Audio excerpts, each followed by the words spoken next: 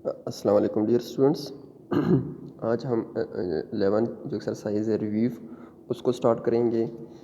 Review exercise के जो हमारे पास एमसीक्यूज थे वो हम कर चुके हैं और फिल इन द ब्लैंक्स भी कर चुके हैं। जो क्वेश्चन नंबर 3 है इसमें सिर्फ मैच करना है और क्वेश्चन 3 के अनवर्ड जो क्वेश्चन हैं उनको सॉल्व करना है। तो मैच करना वाला सिर्फ मैं बताऊंगा कि इसको इससे मैच करना है, आप लोग खुद मैच कर लेंगे, बुक्स में निशान लगा लेंगे कि कौन सी डिफिनीशन किसको मैच कर रही है। एंड देन क्वेश्चन 4, 5, 6 जितने भी हैं वो हम सॉल्व करेंगे और उसके बाद फिर हम इंशाल्लाह चैप्टर 12 स्टार्ट करेंगे। देखते हैं क्वेश्चन 3 को। क्वेश्चन 3 है match each term and it's definition. सिर्फ जो डिफिनीशन हमें गिवन है उसको मैच करना है कि ये कौन से फंक्शन की डिफिनीशन है। हमें 3 गिवन है, एक कोसाइन गिवन है, कोसाइन फंक्शन, दूसरा साइन फंक्शन और तीसरा टेंजेंट। इनके हमने ट्रिग्नोमेट्रिक रेशोस पढ़े हैं कि साइन में जो होता है वो परपेंडिकुलर डिवाइडेड बाय हाइपोटेन्यूज होता है। इसी तरह कॉस में बेस डिवाइडेड बाय हाइपोटेन्यूज होता है और टेंजेंट में परपेंडिकुलर डिवाइड बाय बेस होता है। तो हम यहाँ से जिन्होंने स्टेटमेंट दिए वहाँ से हम देखेंगे कि कौन सी डिफिनीशन किसको फुलफिल कर रही है, फिर उसको उससे मैच करवा देंगे। अब फर्स्ट नंबर पे आती है measure of the opposite side divided by the measure of hypotenuse. तो इस चीज़ को समझने के लिए हमें एक राइट एंगल ट्राइंगल ड्रा करनी पड़ेगी। ड्रा कर लेते हैं, इसको अब लेबल भी कर लेते हैं। Suppose this vertex is A, this vertex is B और ये वाला वर्टेक्स सी। वो आप देख सकते हैं बी पे मैंने 90 एंगल बनाया है और मैंने आपको बताया है कि 90 एंगल के सामने हमारे पास हमेशा हाइपोटेन्यूज होती है और हाइपोटेन्यूज को मैं शॉर्टकट एच से डिनोट कर देता हूँ। अब अगर मेरा इंटरेस्ट एंगल सी पे है, यहाँ पे जो एंगल है इस पे अगर मेरा इंटरेस्ट है तो इस एंगल की जो अपोजिट साइड होती है वो हमेशा हमारे पास क्या होगी, परपेंडिकुलर होगी और इसको हम शॉर्टकट कैपिटल पी से डिनोट कर देते हैं। जो रिमेनिंग एक साइड रह गई है वो बेस होगी, उसको मैं बी से डिनोट कर देता हूँ। अब बेस एक तो अगर आप हाइपोटेन्यूज और परपेंडिकुलर को मार्क कर देते हैं तो एक साइड रह जाती है वो ऑटोमेटिकली बेस होगी। लेकिन इसको हम ये भी कह सकते हैं कि अगर हमारा सी पे एंगल है तो इसकी जो एडजेसेंट साइड है वो बेस होगी। तो जाहिर है ये थीटा जो है ये एंगल जो यहाँ पे जो एंगल बन रहा है ये इस हाइपोटेन्यूज वाली आर्म और इस ये वाली आर्म से मिलकर बन रहा है। सो ये साइड तो हाइपोटेन्यूज है, इनको मैंने पहले डिक्लेयर किया हुआ है, तो ये वाली साइड क्या होगी, बेस होगी और इसकी अपोजिट जो साइड होगी वो परपेंडिकुलर होगी। अगर ये चीज़ क्लियर है तो हम इस डायग्राम को देखेंगे और डिफिनीशन को देखेंगे कि कौन सी डिफिनीशन बन रही है। So measure of the opposite side इस एंगल की बात कर रहा है कि इसकी जो अपोजिट साइड हो divided by the measure of the hypotenuse. मतलब अपोजिट साइड का मतलब है कि परपेंडिकुलर हो डिवाइडेड बाय हाइपोटेन्यूज हो। तो वो ट्रिग्नोमेट्रिक रेशो जिसमें ऊपर परपेंडिकुलर आता हो नीचे हाइपोटेन्यूज आता हो तो वो हमारे पास कौन सी है, साइन है। सो इसको हम इससे मैच कर देंगे, 1 जो होगा वो बी से मैच होगा। सेकेंड जो डिफिनीशन है उसमें लिखा हुआ है measure of the adjacent side divided by the measure of hypotenuse. Adjacent side वो होगी हमारे पास बेस डिवाइडेड बाय हाइपोटेन्यूज, तो ये हमारे पास हाइपोटेन्यूज और ये किसकी इक्वल होता है, ये होता है कॉस थीटा के। सो सेकंड वाले को मैं कॉस थीटा से मैच करवा दूंगा। थर्ड वन है measure of the opposite side. So opposite side will be perpendicular divided by the measure of adjacent side. Divided by adjacent side वो है बेस, तो ये इक्वल होता है टेंजेंट थीटा के ट्रिग्नोमेट्रिक रेशो के। सो इस थर्ड वाले को मैं सी से मैच करवा दूंगा। ये जो थर्ड क्वेश्चन है इसमें हमने सिर्फ मैच करवाना है कि कौन सी जो डिफिनीशन स्टेटमेंट देवन है ये कौन से ट्रिग्नोमेट्रिक रेशो की डिफिनीशन है। तो इसमें सिर्फ मैचिंग करनी थी और बुक में एज इट इज़ मैचिंग कर लेंगे। आगे जो क्वेश्चन है क्वेश्चन 4 से क्वेश्चन 7 तक इनको हमने ट्रिग्नोमेट्रिक रेशो से या राइट एंगल ट्रायंगल की हेल्प से इनको सॉल्व करना है। तो आप उनकी तरफ जाते हैं, उनको सॉल्व करते हैं।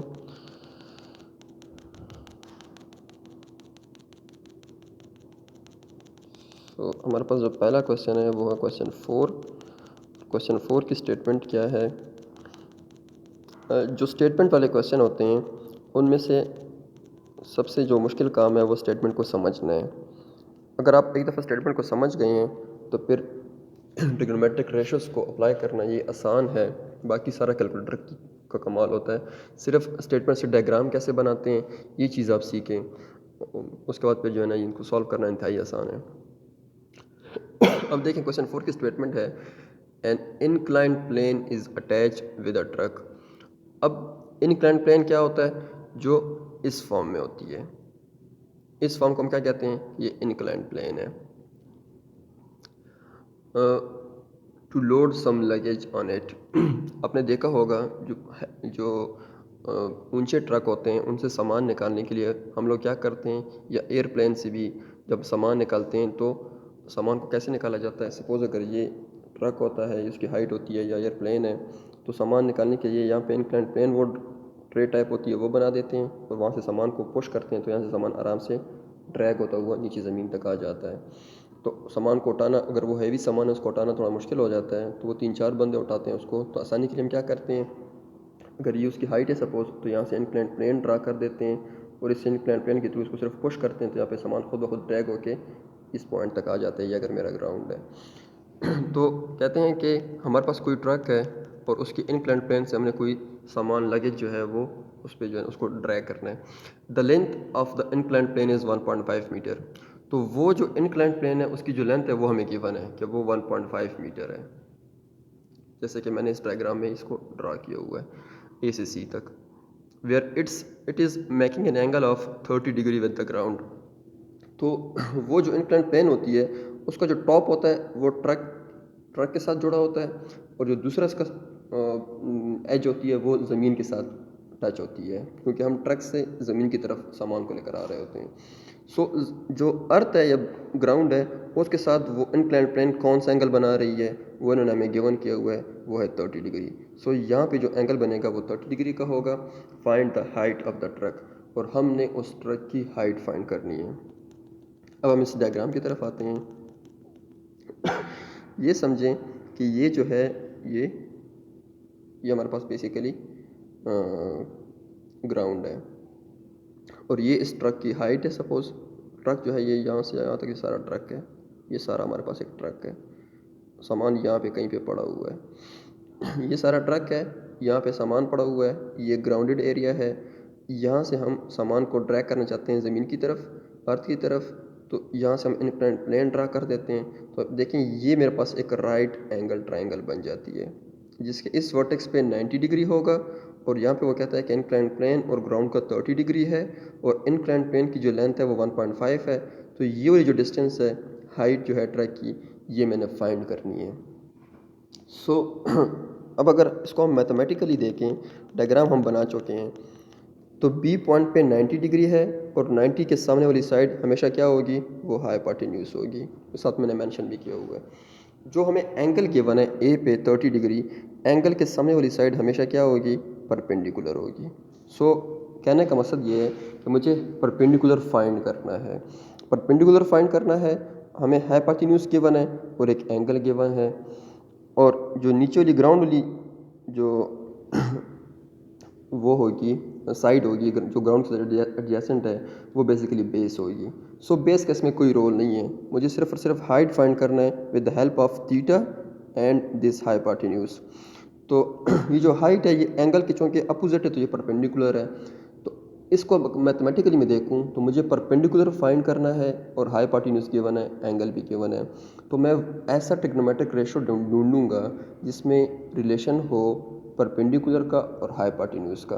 तो मुझे सारे ट्रिग्नोमेट्रिक रेशियोज के रिलेशन का पता होना चाहिए कि परपेंडिकुलर हाइपोटेन्यूज आए तो हम कौन सा ट्रिग्नोमेट्रिक रेशियो यूज़ करेंगे, परपेंडिकुलर और बेस आ जाए तो हम कौन सा यूज़ करेंगे, बेस और हाइपोटेन्यूज आ जाए तो हम कौन सा यूज़ करेंगे।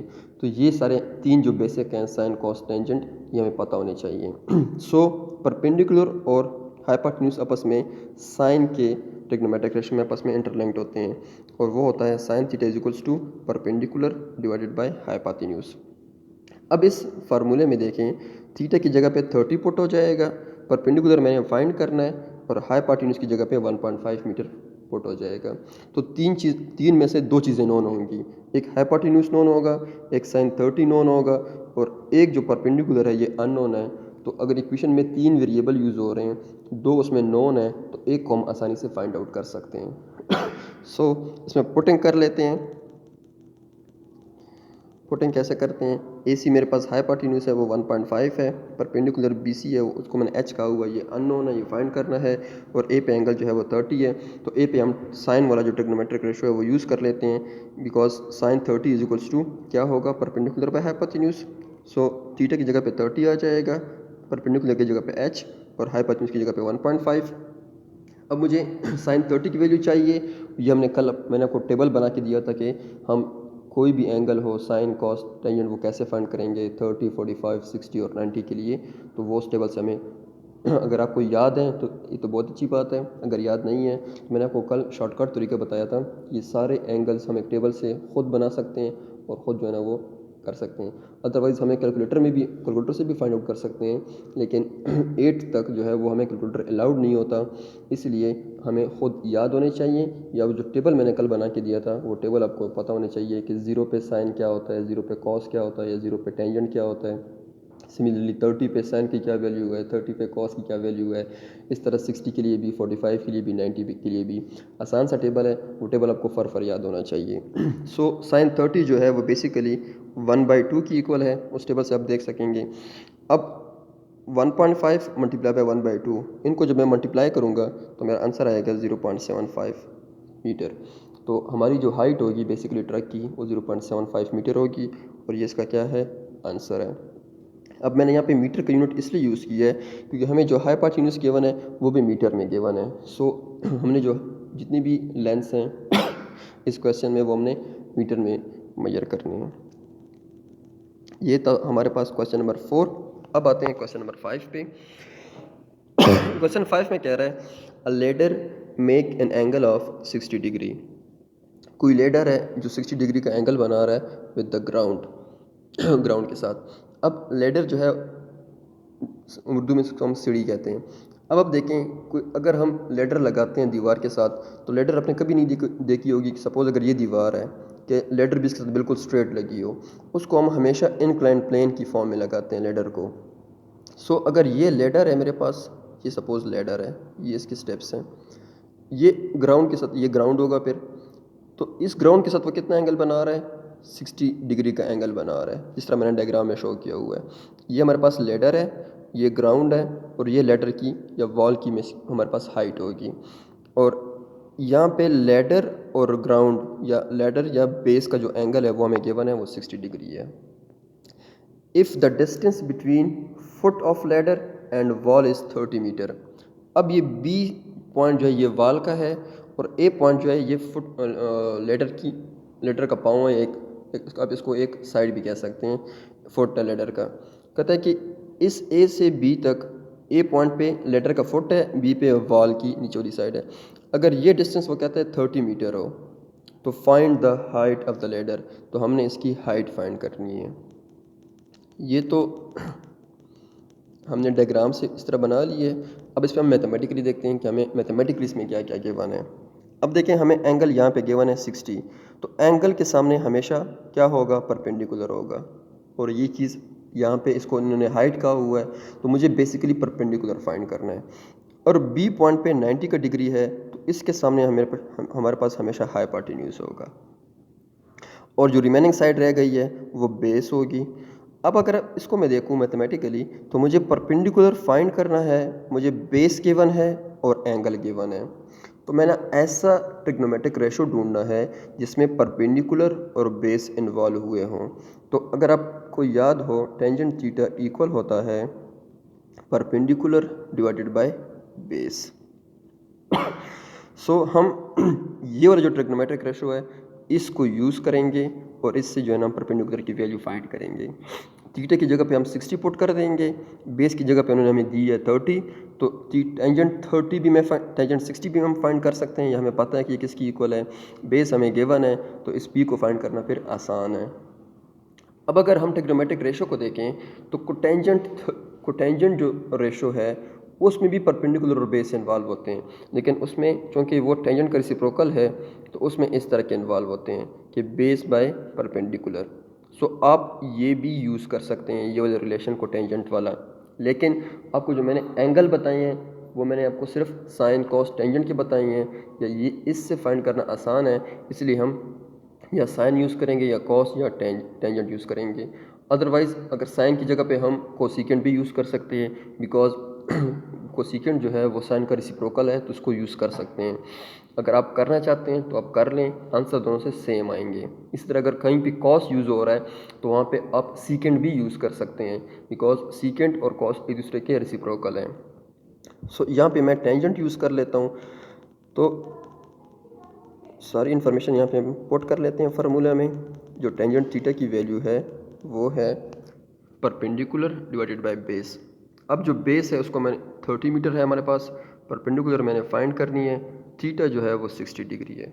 सो ये सारी जो इसमें हम पुट करेंगे तो हमारे पास आ जाएगा tan 60 is equals to h divided by 30। अब tan 60 की वैल्यू मुझे पता है, या उस टेबल से हम फाइंड आउट कर सकते हैं।